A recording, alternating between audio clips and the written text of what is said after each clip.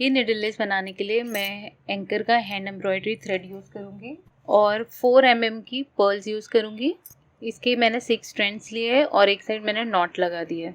Left से right में बनाएंगे। अंदर से नॉट को हाइड करते हुए इस तरह से निकाले के और एज पे एक चेन स्टिच बनाएंगे इस तरह से।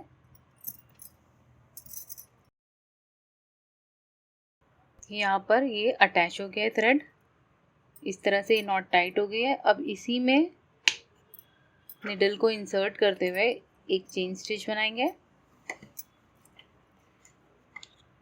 ये चेन स्टिच हो गई फर्स्ट अटैच करने के बाद।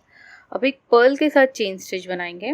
पर्ल को इसमें ऐड करेंगे और इसी में ये जो चेन स्टिच है इसी में अपने निडल को इंसर्ट करते हुए ये पर्ल अटैच हो जाएगी।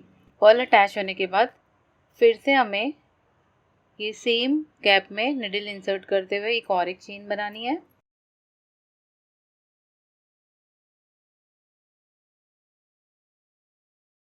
इस तरह से अब इसे अटैच कर देंगे।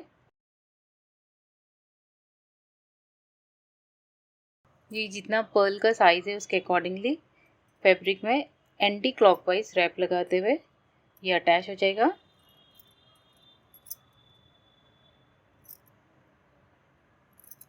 इस तरह से तो चेन स्टिच के साथ में मैं इस तरह से पर्ल अटैच करती जाऊंगी।